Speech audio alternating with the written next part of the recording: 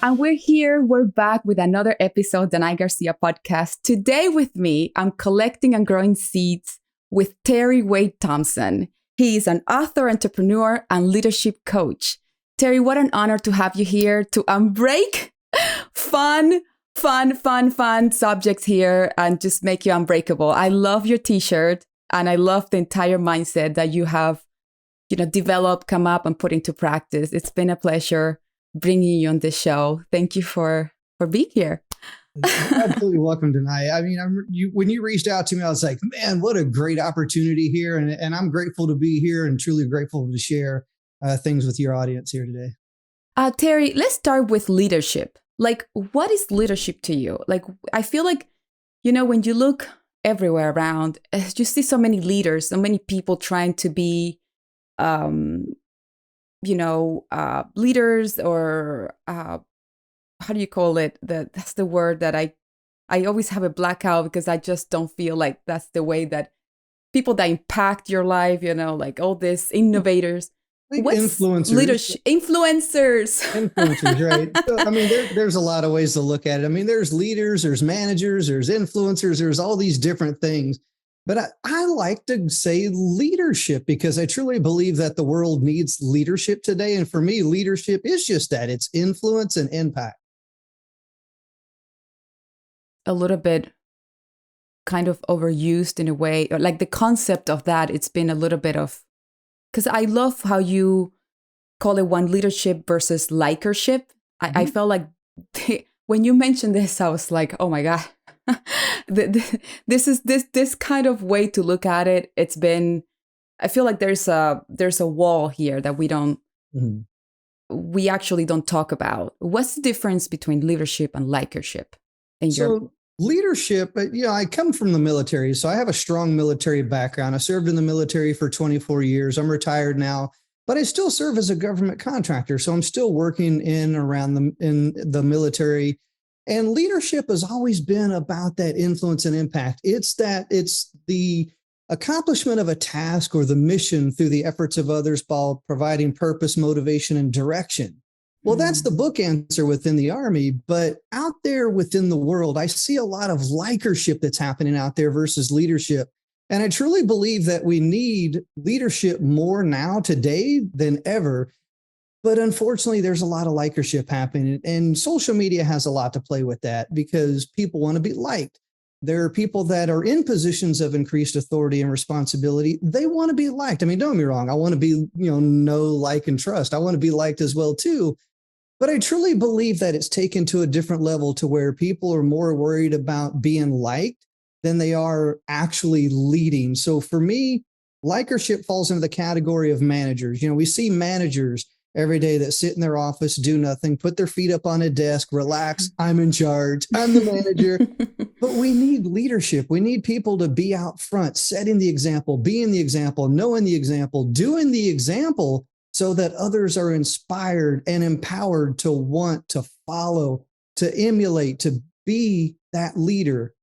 At the end of the day, there's those managers that I could not care about. I want someone who's going to lead, and that's what I strive to be as a leader. Yeah, especially if, you're thinking of going to battle. And when I say battle, it means like through a hard time. You want to go with someone that just they understand what's like to put their hands in the mud, that you really understand what's like to really be out and not be afraid of failing. Because I feel leadership, and this is something we briefly touched, is that, you're just there to resolve problems. You prevent them as much as you can, but you lead with that intention of like, eventually we're going to get there. Right? Is that trust what makes you, kind of lead? What is that one thing that leaders wake up to? Or what is your coach? Like, what do you teach when it comes to forming? Or because, sometimes I feel like in these weird times that we're living, we have leaders that have lost a little bit of touch, right? Like and I feel like even if you're in battle, there are places that you feel like, oh gosh, are we really going to make this through? What is that one thing that you feel that has to kick in? You have to hang on to that. This is a trace that as a leader, you must trust. Yeah. What is that? Never forget where you came from, because at one point you were a follower. And, and I always look at the leader and the leader versus the led. At one point, that leader was the person that was led. And Sure. when you find yourself in that increased position of authority, responsibility, leadership, if you will, sometimes those people tend to forget, hey, I was once a follower. Here's where I was. I'm not there, but here's where I'm at. And I truly believe that when you're able to connect with people where they are, and that's where empathy comes into play as well, too, because I can stand here all day long and I can tell people what to do. I can even tell them how to do it. And I truly believe that there's leaders that lose touch with that reality. They lose the knowledge, they lose the skills, they lose that experience, so to speak. So it's much easier for them to tell somebody, go do that. Well, hey, boss, what do you want me to go do? Oh, gosh, I forgot, kind of thing. So it's one of those things that you don't want to forget where you came from. And you're always wanting to increase your knowledge, skills, and experience, because that's what it is for me. And believe me, I've had some people that I've been in charge of that have challenged me. They're like, hey, let me see you do that. Okay, let me go do that. And it's one of those things to where people will be inspired by your actions more than they will by your words. Because I can tell people all day long, do this, do that, go here, go that. They'll do it just simply because of the fact that they're told to do that. Mm-hmm. But I don't want people to do that. I want to inspire people to take action, whether I'm there, whether I'm not there. So if I'm building knowledge, I'm building skills, building that experience, putting people in positions of increased authority and responsibility themselves, counseling them, providing that leadership, providing that counsel, providing what they did right and wrong, growing leaders versus just tossing someone out there into the open and being like, go do that. Right. There's a lack across the board of leadership and counseling and development. I mean, there's a lot to unpack there. Yeah, I feel, and the one thing I love about this leadership concept is that just because you lead doesn't mean that you stop growing. Mm-hmm. Just because you understand and you mastered something doesn't mean that you shouldn't stop feeding yourself, nurturing yourself, that leadership, and that connection with how you started, it's a good foundation to carry on through the hard times and lead others. Like, oh, I remember when I was starting. And they're usually the fun stories. Yeah. And the cool thing about mentors is that they really change your life. Like, I just dislike leaders that they don't consider themselves mentors too. There's a big difference between leaders they just tell you what to do, and other leaders that are like, listen, this is a way forward, but I will explain why. And I will explain to you why it changed my life. And then it's I feel like humans, we are more attracted to like the why. Why are you here, right? Why? If someone knows why they're doing something, they are empowered. And believe me, I've had a lot of leaders over time. My dad, I'll even use my dad as an example. I remember I used to ask my dad, hey, Dad, why are we doing this? Because I said so. That's why. And that's no longer an acceptable answer. I'm telling you, if you really want to get something accomplished these days, tell someone why they're doing it. That will empower them to want to do those things versus having to do those things. I want to empower people to want to do things versus having to do things. Because if I have to do something, sure, I'm going to do it. It's going to get done, but I don't want to do it. So as a leader, I truly believe that when you empower people to want to do things, that's way much better than telling people they have to do something. And it takes us right on to the power of the stories. Mm-hmm. Like the reason why we do this, there's a story behind it. Mm-hmm. And I myself, I tell stories for a living. I understand the impact that stories have on humans and our, direction, and even educating ourselves through stories. It's the how and the why. It's mm-hmm. huge in leaders out there. Like, and by the way, when I think of leaders, I just don't think of like you leading others, also leading yourself. Exactly. Like you have to lead yourself. You have to wake up and lead yourself. You have to perfect yourself first before you lead others, which is like why I really love this concept of leadership for you. Like, it's not just used for others, but just yourself.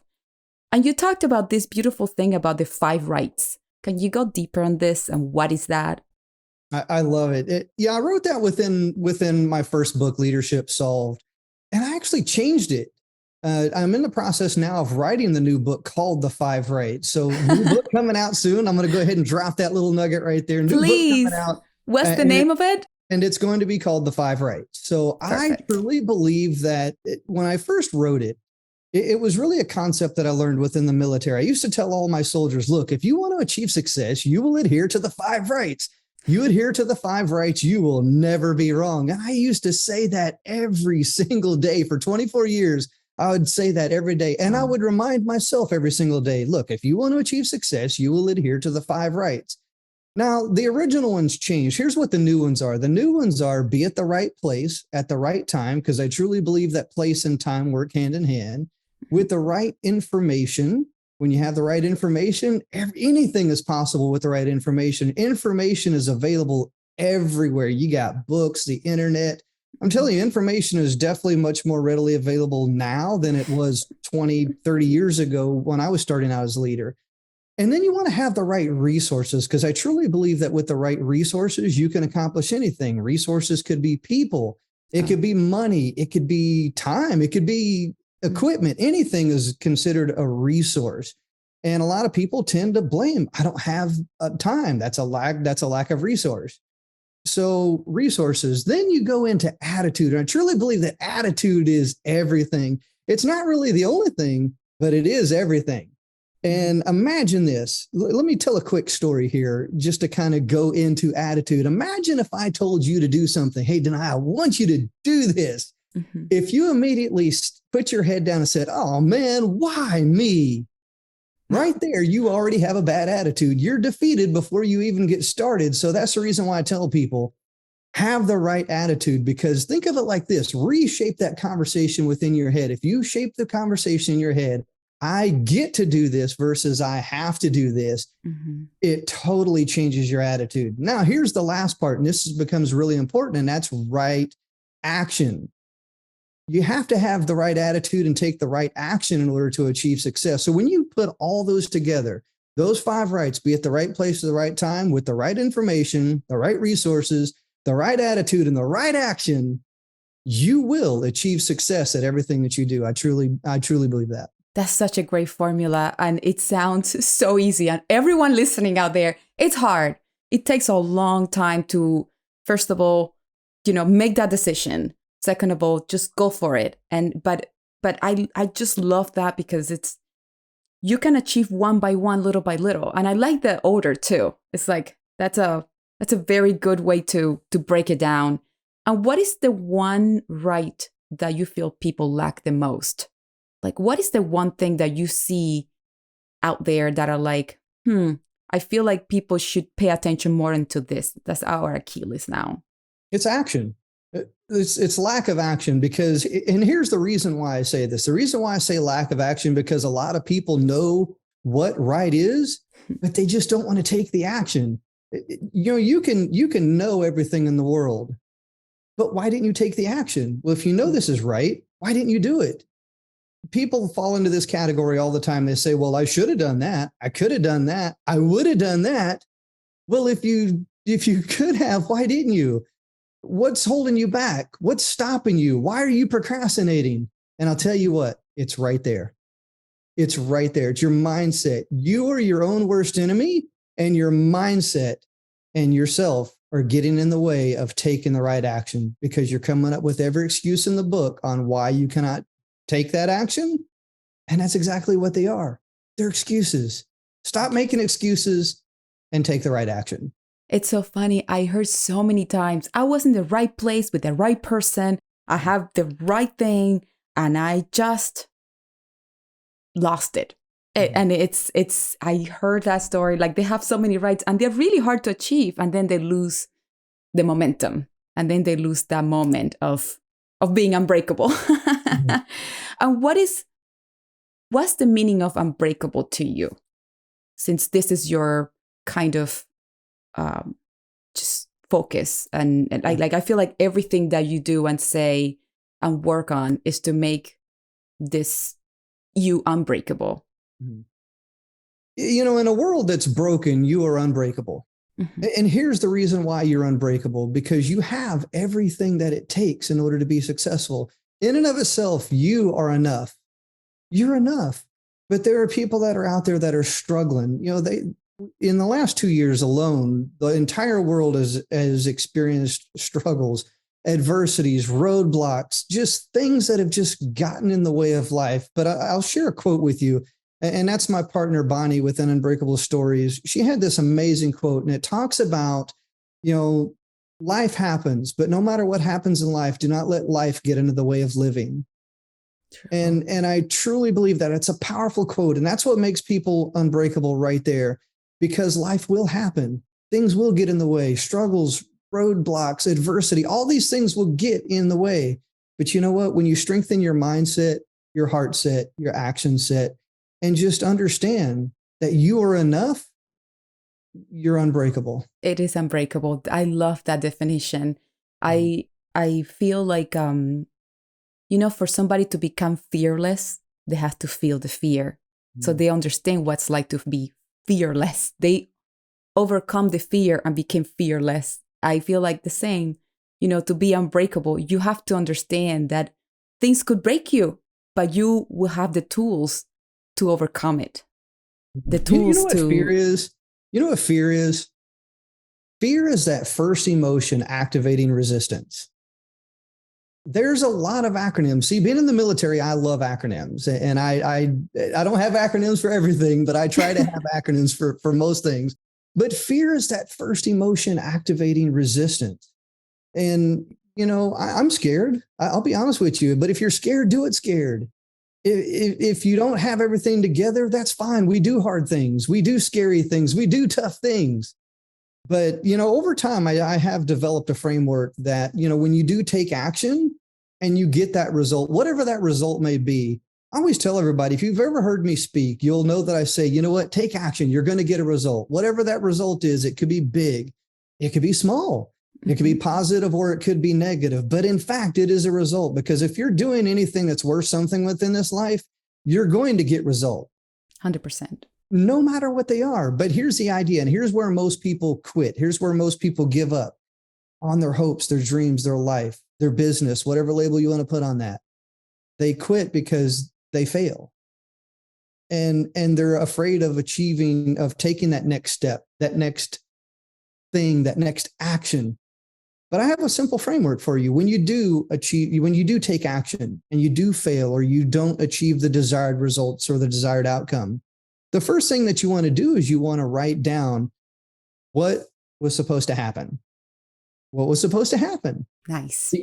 And then you write down what did happen, because oftentimes what was supposed to happen and what did happen are two completely different things. Yes. It's funny, because I was like, well, this was supposed to happen, but it didn't happen. Well, what did happen? Because as a leader, you're always going to ask, well, what happened? Great. This is what did happen. Now, from there, what you want to figure out is what went right, because I guarantee you, within the thing that you did, something went right. But people often focus on the failures versus the things that went right. So you want to clearly identify what went right. Here's why that's important. They worked. Those things worked. So now you can put those things back in your toolkit because they worked, and you can continue taking action on those things that worked. Now, here's where it gets interesting. I used to say what went wrong. Well, I've changed my thinking since then. It's like, what needs improvement? Great. What needs improvement? And what you do is you modify, tweak, or change those things that need improvement, continue taking action, and then you get a different result. And whatever went right, you put back over here into this toolkit. What needs improvement? You modify, tweak, or change, continue taking action until you get the desired outcome, until everything works out, until everything is in your toolkit that is working right. And now you know that you can achieve success within that thing until a new roadblock or struggle or adversity or something comes your way. And then you complete that process. But a lot of people don't have a process. They don't have a framework. They're just like, well, I failed. I suck. I'm going to quit. Yes. I feel like in schools, I talk for his experience raising my son here. He would get frustrated with something. And I feel like, why are you reaching this block? I mean, do you think it's supposed to be easy? You're going to school. You're supposed to learn, fail, learn. You're really not making money right now. So it's like, and you're not wasting anybody's time. You have to just And I feel like these mental blocks that we put ourselves when we don't achieve that, it's something that starts with frustration as a child, and that it just develops and into like more like it can actually turn into anxiety. And I love how you break it down, because it's using, you hear so many quotes saying, I failed so many times, but that led me to here. And the reason it led you to there is because you didn't quit, and because you took, like you said, you doubled down on what worked.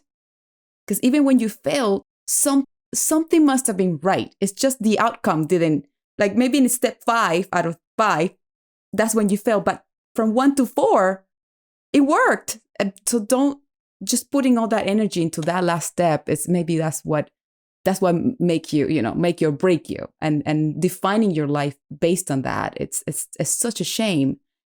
Terry, what is like a morning routine to start this mindset? Because I feel like, we sleep, we rest.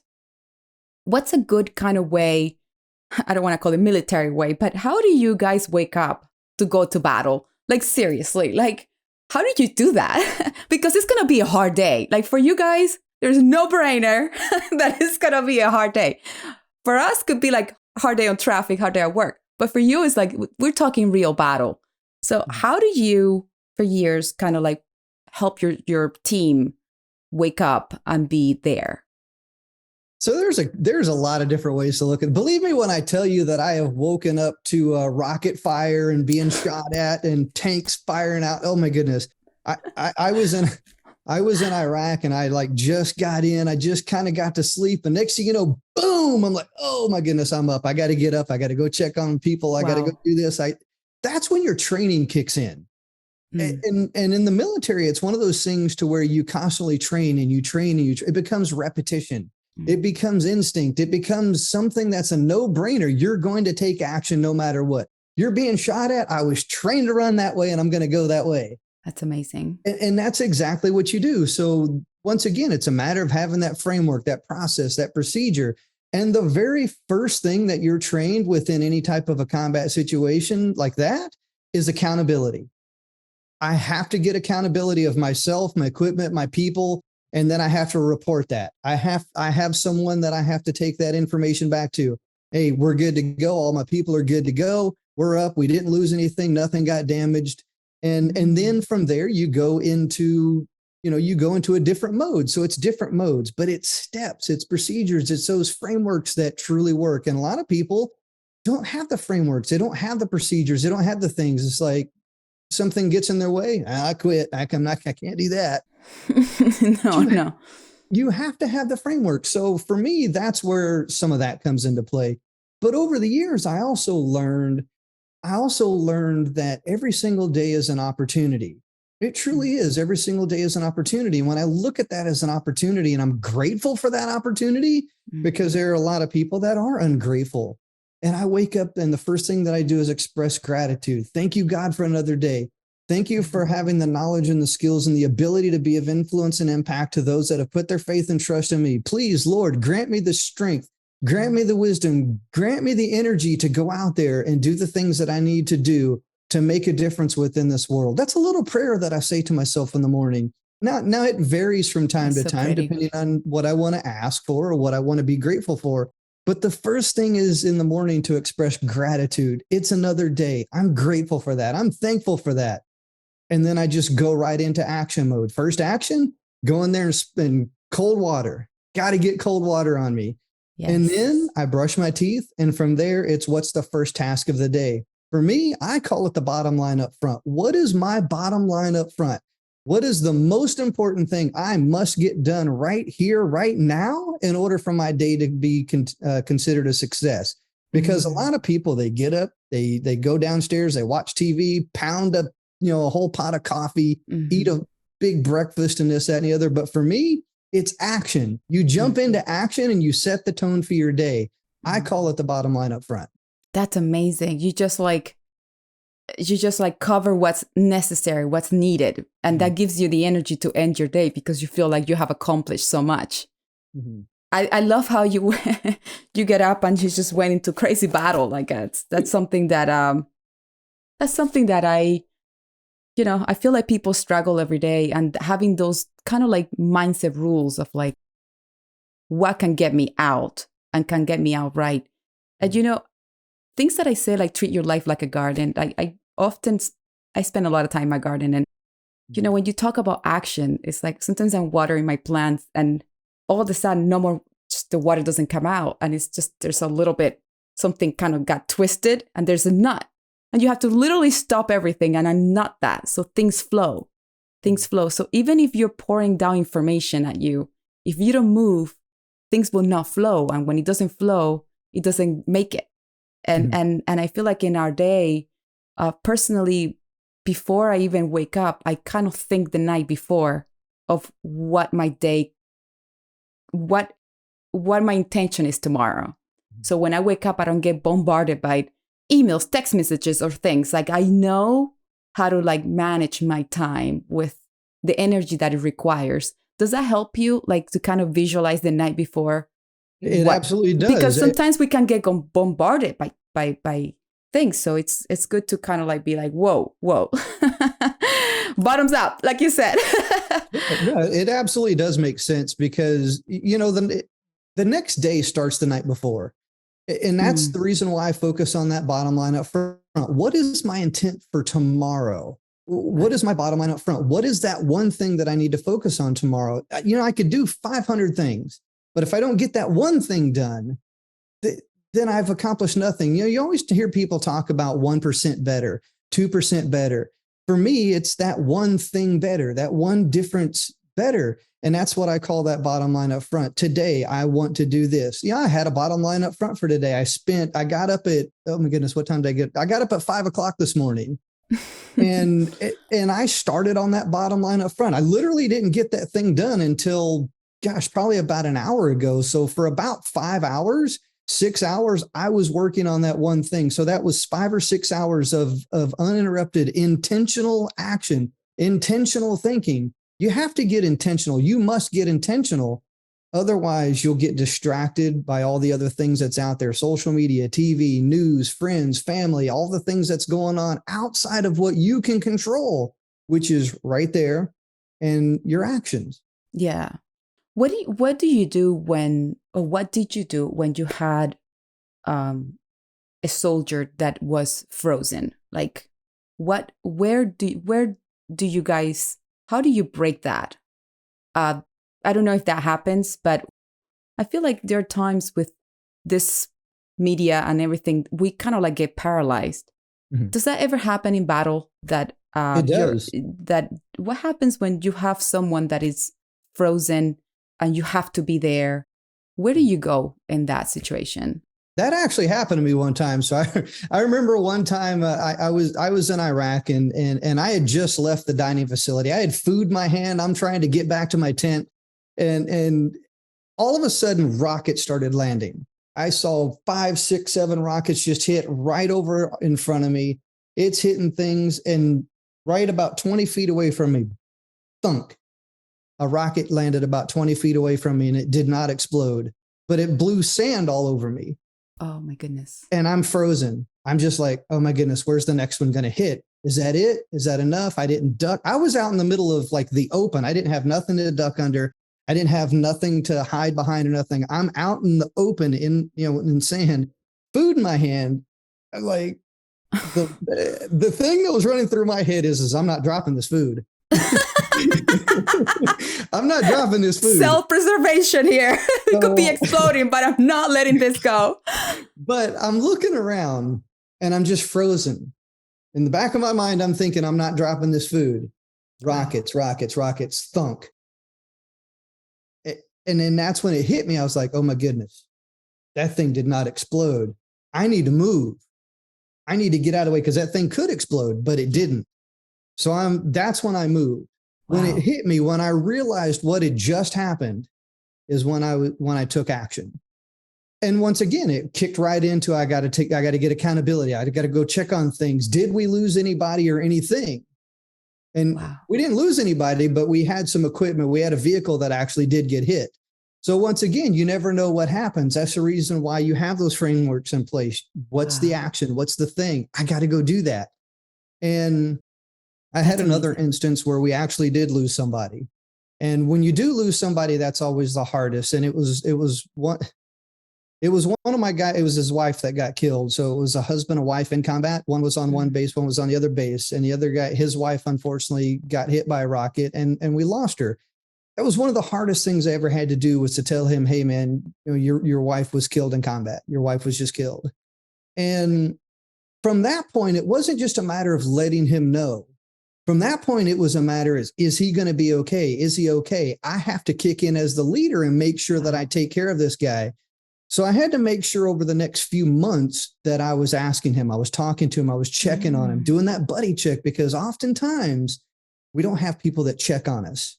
We don't have people that say, are you okay? Are you good? How are you feeling today? Are you okay? You good? We don't have that. There's people that have literally become so selfish that they cannot and literally cannot ask somebody else, are you good? Are you okay? Wow. So that's what I did. That kicked in. And for a few months, I was asking the guy, you good? You okay?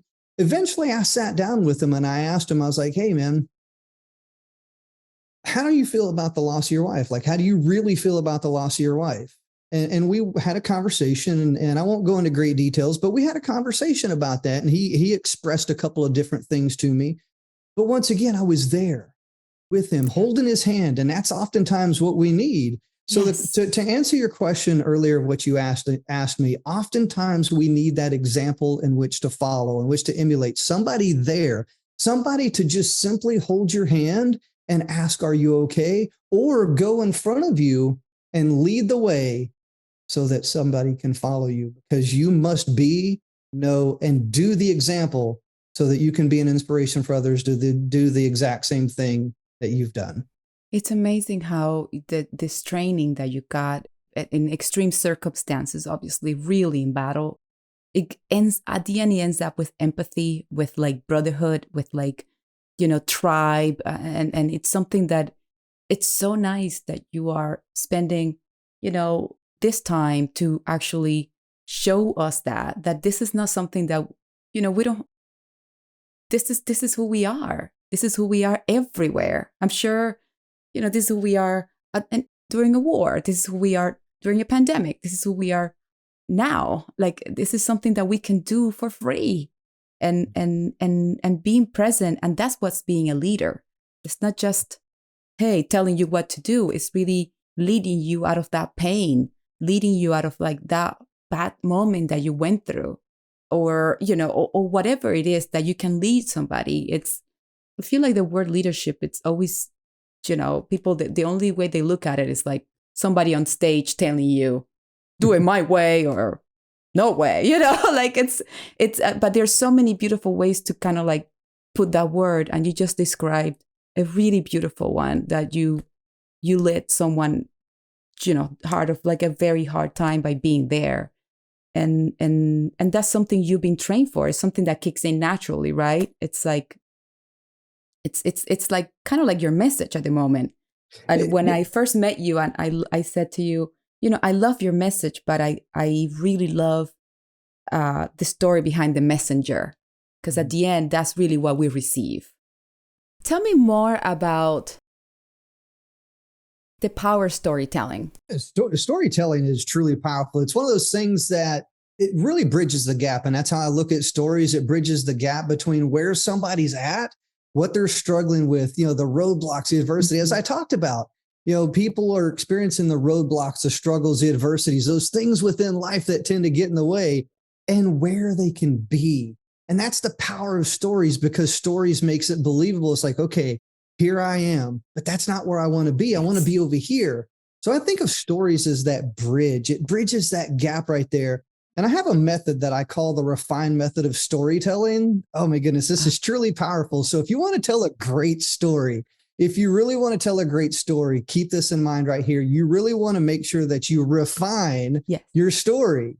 And here's what I mean by refine. You know me, I was in the military, so I love acronyms. I almost have an acronym for everything. So for me, I have what's called the refine method of storytelling. And here's what refine stands for. R is relatable. Make the story relatable. It has to relate to the person. It really does. Otherwise, it's going to be a disconnect. If I told you a story and it wasn't relatable to you, you would not understand anything that I just said. It would completely go over your head. So I must make it relatable to you and results driven. And that's what makes that the story powerful. You want to make it engaging as you're telling a story. Keep in mind, if I told a story like this right here, it doesn't land right. Drab. It doesn't land right, and that's where inflection is important. You must have inflection whenever you're in a story. That's the rise and fall in the pitch and tone of your voice. And have the energy. You got to have it engaging. I jump around. I bring the energy. And I make it engaging. The idea is you want to make sure that you inform, educate, and entertain, because that's what people are looking for within stories, within information, within anything within life. They're looking to be informed, educated, or entertained. True. And that's the power of storytelling. So then it needs to be formative. F is formative, and that's breaking down barriers. You're breaking down barriers because immediately, if people are trying to transform, they're trying to go to that next level, across that bridge, in other words, you have to transform. You have to break down the barriers and inspire them, encourage them, empower them to cross that bridge. So you break down that barriers, and then you form new thought patterns so that way they believe that it's possible for them. Ooh, I can go across that bridge. I can be a part of that. That's the power of being formative. Then it's inspirational. People are always looking for motivational stuff, inspirational stuff, encouraging, empowering stuff. And that way they believe it's possible for them. So if I told an inspiring story and it was relatable, you would transform your mind and you would truly be inspired to want to take action because it was inspiring. Hey, this is possible for me. If Terry can do it, if I could do it, yes, I can do it. Exactly. And then you want to make sure that it's non-intrusive. Because keep in mind, people are sensitive to certain things. You want to make sure that it's non-intrusive. You don't want to embarrass somebody. You don't want to intimidate them. You don't want to make them feel negative about themselves because people are sensitive about certain things. And they're sensitive a lot more these days than they ever have been. Me having a military background, believe me, I had to learn how to be sensitive because I would just literally go, ugh, and there it was. And it was just one of those things to where I had to learn how to be non-intrusive. I had to learn how to not embarrass people because believe me when I tell you, I would embarrass the mess out of people. I had to learn how to step away from that. I had to learn, man, that was doing more damage than it was doing anything else. So I really had to take a step back from that. And then what you want to do is you want to encourage people, because I truly believe that people need encouraging. They need empowerment. They literally want to take action, but you need to be that person that's building that bridge. And that's where, if you follow those steps within Refine, you will build that bridge between where people are struggling at, where they're stuck at, and where they could be. And that's the Refine method. That is so beautiful. And basically through storytelling, that's how we learn. Like, when you're little, your mom read you a story. You go to school, they read your story. Like, we learn so much, but I just love this part that you mentioned, make it relatable, make it something that people can really see themselves in there, even though you could be from anywhere in the world. One of the most beautiful things about Charlie Chaplin is that, he didn't even say a word, but you could feel what he was going through. You could sense it in his body. Like you could, so much we can really project with our stories. And I want to add when you say, like, we get excited. The only way we can get excited is if we really live that story we're telling, if we're really telling it from the heart, because that's really the bridge that everybody feels. And when people feel that heart, they're just going to jump in. It's impossible. It's impossible to be stuck in there. It's like, oh, this person's leading with the heart, and the story that she's telling is she's feeling it, and that's contagious. That's exciting. As an actor, that's what I really fall into. I don't think of characters being good or bad. I just look at the heart. Like, why is this person doing this? How can people relate to this mistake? So people can really follow me with that mistake. and no judge on anything. But when storytelling needs a lot of heart, so it's that before you even start, just have to understand that that bridge is made of love, and it's just, and that is something that will carry you even when you don't trust it, right? Don't you think that that's something that is what helps the part of that makes it relatable for the storyteller? Yeah, absolutely. It's emotional. So for me, it's emotions. And when you can invoke emotion, Whatever it whatever that is. emotion is, whatever it is, because people are going to be emotional based off of their knowledge, skills, and experience, based off of their, how they feel about that. And that's, whether you're telling a story in a movie or a show, or you're telling a story trying to sell a product or a service, or you're trying to tell a story in order to make a point. However you do that, keep in mind that at the end of that, being relatable is that emotion. You want to invoke an emotion because people do things based off of emotion. People are scared because of an emotion. They buy things because of an emotion. They move away from things because of an emotion.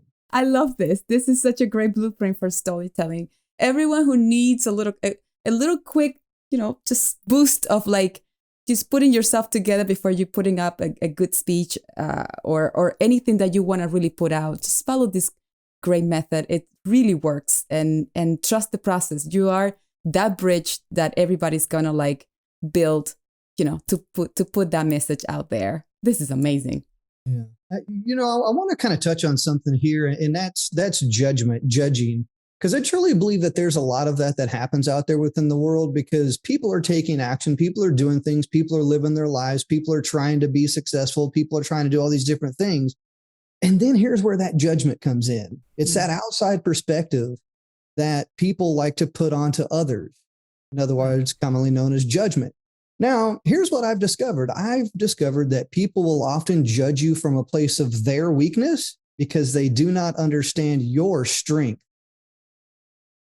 That hits hard. It truly does, because the thing is that people that do things each and every day, whether they succeed, whether they fail, whether they do right, whether they do wrong, everybody's going to have an opinion.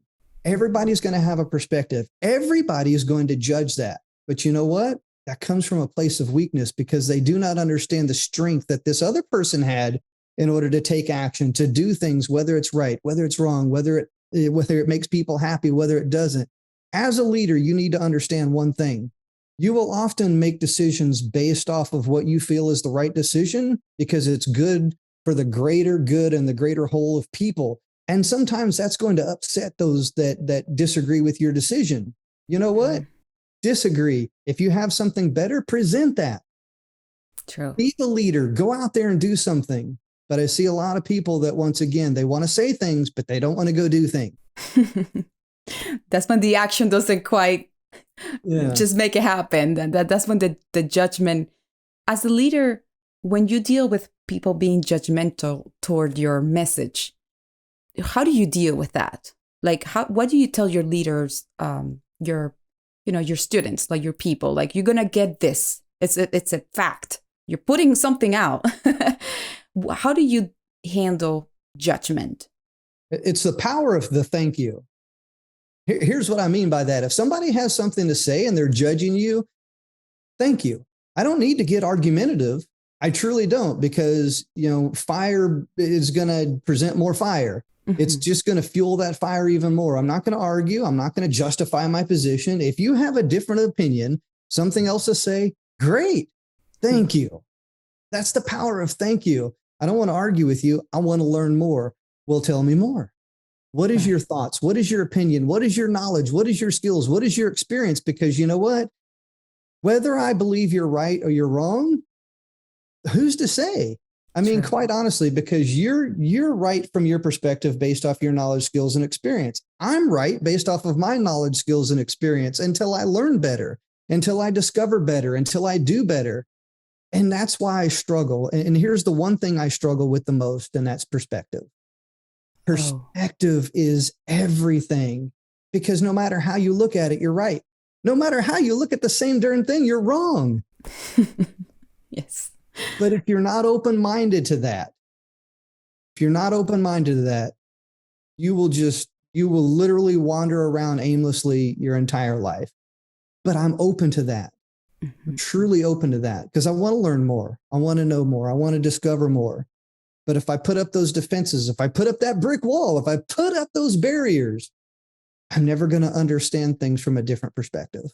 That's amazing. And the other perspective is so powerful, even though you cannot see it at the start. It's always liberating getting in there and be like, okay, I'm not afraid of the opposite side, or I'm not afraid of somebody questioning me, my vision, because I'm here. And now you have an opinion and an understanding of somebody else's perspective, which sharpens your perspective, I think. It empowers people. And that's what I like to call it, is empowering. Because when I learn things from your perspective, from your culture, from your knowledge, your skills, your experience, from you, I'm empowered. It's huge. But if I shut that down, I will never understand. It's like the Latin culture, for example. Now I'm married to a Latin woman. My wife's from South America. She's from Panama. Oh, beautiful. If I would have never learned certain things or understood certain things, I would have completely shut that down. But I needed to be open to that in order to understand that culture. And I truly believe that nowadays we are in a diverse world. We truly are. But so many people shut all that diversity down. So many people shut that culture down, that mindset down. And they limit themselves. I don't want to limit myself. I think that there's opportunity everywhere. Now, I can't be everywhere and everything to everybody at all times, but I take advantage of the opportunities that I can because they're there. Yeah, and that's basically what makes you unbreakable. I mean, I always say we're a result of the books we read, the places we go to, the people we talk to, and the knowledge we get out of everybody. It's just huge. And like you said before, we have so much at our disposal right now with the media. We can really gravitate and find our people and the things that we love and double down on that, and never double down on your weakness. Just go for what feels good, for what it's attractive and that you feel empowered. It's always go there. And diversity is usually something that it's huge in our world. Terry, when you write and when you pick your books to write and your message, first of all, I want to talk about the books that you've already written and how you kind of went, because you started when you retired, you started writing first, right? After the military, is that how you I was writing while I was still active duty? My gosh. I always had blogs and I always had websites. I mean, I've been building websites and businesses for over 20 years. So really this goes way back. So this is like way back. Exactly. So I published my first book back in 2013 is when I actually published my first book. Okay. Before that, what ultimately became that first book originally was in blog post. It was originally on a website. It was originally content that I had out there. I didn't pick that up. Free. Got you. And it was one of those things to where I had a friend of mine call me up one day and he goes, "Hey man, I just published a book." Great. How?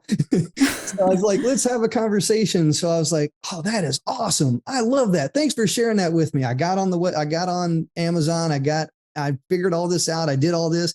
Did all the research for 17 hours. I kid you not. It was on Christmas Eve for 17 hours. I sat down, I put my blog post, took them offline, put it onto a Word document, modified it, edited it, tried to get it out there, created a cover, did all that stuff, got it out onto Amazon. It took me 17 hours to do all of that, piece it all together, get it published. The next day, my first book was available. That's when preparation meets opportunity. You see the opportunity and it's ready. Exactly. That's so amazing. And over time, that's exactly what I did. So I've always been filled with stories. My second book was really just a lot of stories and a lot of ideas. And you always have to have a powerful opinion. So that book right there was really, here's a powerful opinion or a statement or an idea. I wrote a little bit of context behind it. I wrote a story behind it. And then ultimately, what was the outcome? What was the success? What was that journey? And then I did a fun book where I took 50 words and I'm like, okay, you know what? And I got that idea from John Maxwell. I'm like, Oh, you yeah. know what? John Maxwell has this thing called Minute with Maxwell. Basically, he has a word. He talks about it for 1 minute and that's it. I was like, okay, here's what I'm going to do. I'm going to pick 50 words in the context of leadership and I'm going to write what those 50 words mean to me in the context of leadership. So I sat down 50 words. Here's what the words are. Here's what they mean in the context of leadership. Oh, And then I wow. published that book and I called it Leadership Is. And then I saw the power of mentorship. Mm. And I wrote a book called What It Takes to Become a Mentor right now. And as I started getting with more mentors and inner circles and surrounding myself with greater people, I started thinking about, okay, what are the things that mentors do? What are the things that these leaders are doing, these people are doing that makes them a mentor? So then that's when I wrote What It Takes to Become a Mentor right now, the things that I discovered working with mentors, being a mentor, and I put all that within a book. Oh, wow. Moving forward, I started writing courses, started doing all these different things, started being on social media, started doing all this stuff. So then I started building what we talked about earlier is the total package. I Right. put the books together. I put the courses together. I put me together on social media. All these different things ultimately is what became the total package. And I'm still becoming, I'm still progressing, still getting better, still doing all these things. I'm always learning. And that is the engine, the learning process, the curiosity. I feel like curiosity is it's so important because that's when you feel limitless. There's no when you're curious, you would never know where you'll end up. You have no idea. You just you started here and now how many books now? You're writing now, you're rewriting the five rights now I'm or rewriting the five right. So it was originally an idea, and I think that the idea was so good now it's becoming a book. it's extending itself. That's great. That's great. And you have your website in which people can just check out places that you speak or they can just follow you. You do when you talk about mentorship, are you like currently right now a mentor to like a group of people or where can people kind of like find you? So this conversation, I always like all my episodes for everybody to know that just because the conversation stops, it should not stop. I want everyone to follow each one of these just incredible people that I will continue to extend this conversation. So do you do group chats? Like, where could people kind of get you? Yeah, I do all of that. I do Zoom calls. I have Discord. I have social. I do all that stuff. So my website is terrywadethompson.com. Over on terrywadethompson.com, you'll see everything that I'm currently doing and then things that I'm working on. So I've got my books, I've got my training programs. So I got Unbreakable Stories there. I got my private training group, my private mentorship group that I call Change Makers over there. And that's exactly what I'm doing. I'm coaching, teaching, training, mentoring, leading authors and entrepreneurs on how to build, grow, and scale your business. So if you're an author, you're an entrepreneur, you want to work directly with me, terrywadethompson.com. I have everything over there. I've got my planning, bottom line up front planning method. I've got my books on Amazon. I got my training programs. Everything is over there, terrywadethompson.com. That's awesome. Terry, if there's one message that you intuitively feel that you want to send out, if there's one thing, what could that be? Anything is possible the moment that you believe that you are possible. Mm. And take action on that. Believe that and take action. Because, as I talk about within the five rights, having the right attitude without the wrong action is totally confusing. So put all that together, be at the right place, right time, have the right information, make sure that you have your resources together, have the right attitude. I love it. Attitude. You'll see me celebrate. I always bring the energy when it comes to attitude. You're not going to match me. And take action. Take absolute action. And if you fail, great. I love it. I fail every single day. But you know what? It's a process. It's a journey. And when you believe in yourself and you believe that you can control everything right there within your mind and continue to take action and never quit, you will achieve success eventually in your own time, your own way, your own method. Don't quit. Well, you heard it from Terry. Terry, thank you so much for this hour. Like, I feel like it went by so quickly.